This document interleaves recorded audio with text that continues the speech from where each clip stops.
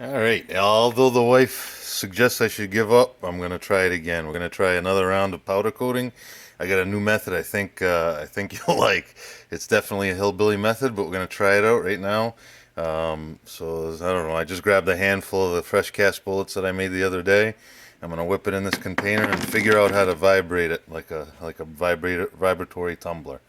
So all right, so here's what my plan is. I put it in a plastic bag, a rubber glove around it, protected. I guess you can see I did some sample of failed attempt before. This is just a simple yard sale type vibratory sander. I got clamped in the vise nice and tight here. It makes everything shake. I have to keep pushing things back against the back walls to keep it from falling off. Probably have to remove the paint. So I got it in here. I got that handful of bullets. It's nice and tight. I got the regular little thing that grips the sandpaper. I got it rolled up in the plastic bag. This isn't a very good plastic bag, so I'm hoping that it's probably going to be what the failure point is. But this is what I tried already. I tried double plastic bags and didn't quite work out. It just blew stuff everywhere, but it worked. I mean, actually, I'll show you real quick. So that's the results of the double plastic bags, and it looks like a pretty damn good covering. Now that's a hybrid of yellow and red, so it's a little bit of both. But so right now we're gonna try it. So I'll turn it on and let it go. I'm probably gonna let it go for 10 minutes and see what happens.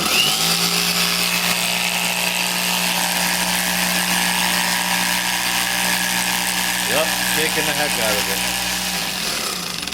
it. All right, it went about 5 minutes, and just as suspected, the bag failed. I just finished it, of course.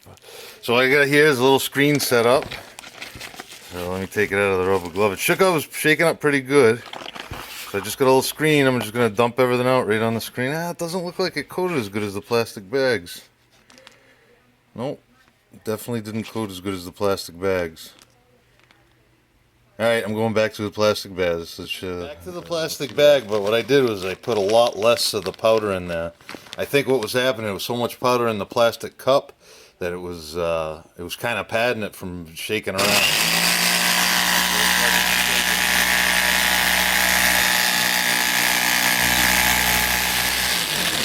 Alright, about 4 minutes. It's pretty loud, this thing. But the problem is I'm making an absolute mess. It's a disaster. I'm spilling powder everywhere. Poor cat that lives out here. I'm gonna have to put the camera down a second. Let's see.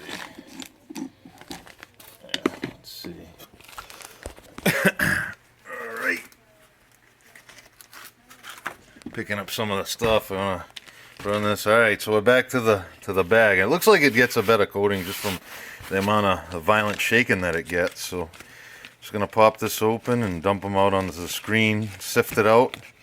I got the oven already preheating out in the driveway. You know, you learn every time you do this that change something else. One thing was don't do it inside, but I already made the mess. Wow. Except for that nose of that bullet right there, the coverage looks pretty darn good. So let's see. I'm just gonna sift it out a little bit here.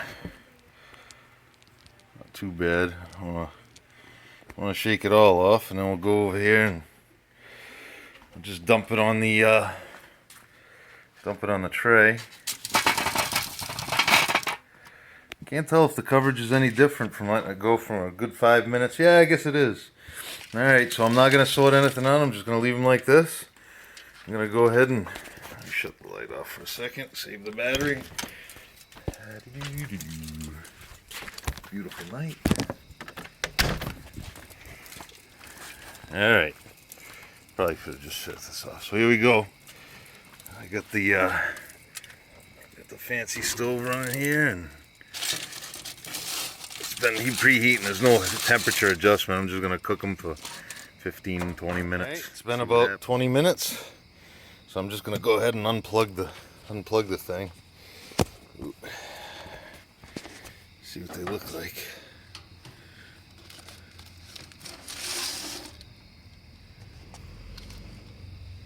They look pretty awesome. All right, I'm gonna go quench them. I'm gonna go throw them in a bucket. It's very hot. That is sticking.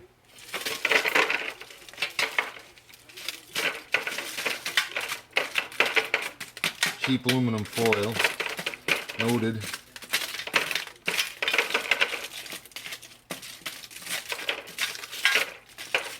It's alright, we'll peel that off of there after. Hopefully it didn't deform too many.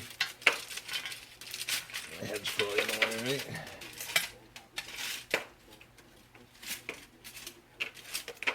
Alright.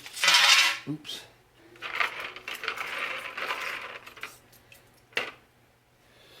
Let's see.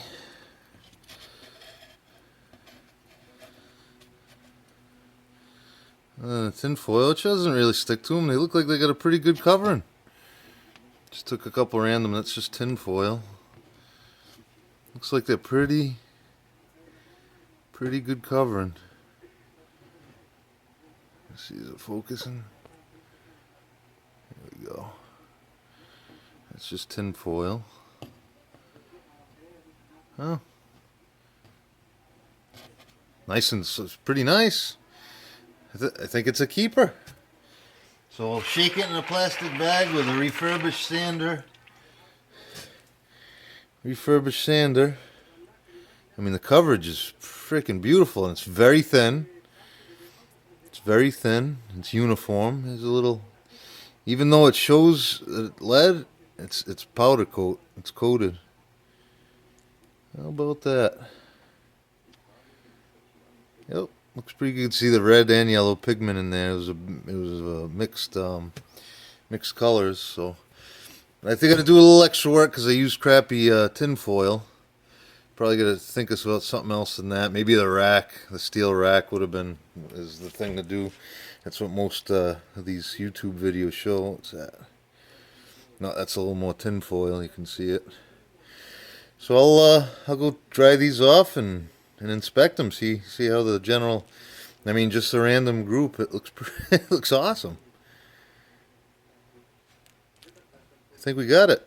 A little fine tuning would be, I mean, even the grooves where we cut the lead are covered beautifully. That's awesome. I think we've got a random sample of all the bullets. I just grabbed a random sample out of the mold that I made. So it was twisted up, but there's definite weight differences. So this is 181 or 182 grains. This is 183. This is all 184. This is 185 or 186, and this is anything 187 or higher. So you can see it kind of runs the gamut. Most of them are right in the middle, which is kind of cool. So there's a 2 grain difference between the two sides. So I'm wondering if I got to measure each one that comes out of the cast if I really want to get into it, or I could just separate them up like this and load them accordingly. But they're all within within 10 grains, but within 8 or 9 grains. But besides that, it's pretty easy to isolate them, and a lot of them are mostly right in the middle. So there's a lot of low ones too. They look like they cast pretty good, so it's got to be differences in the mold itself, I'm imagining. But of course these, it could be the unprecise powder coating method, but the powder coating worked awesome. Both methods, both of which were shaking them in a bag on my bench sander.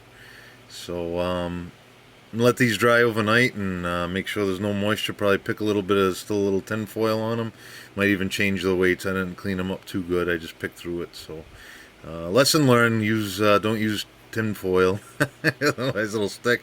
And I actually peeled off some of the powder coat too, so it definitely affected it when I peeled off the powder coat. Yeah, 181. So that's in the 181 pile. So there you have it. Hopefully next we'll try loading up some 40s, see what happens.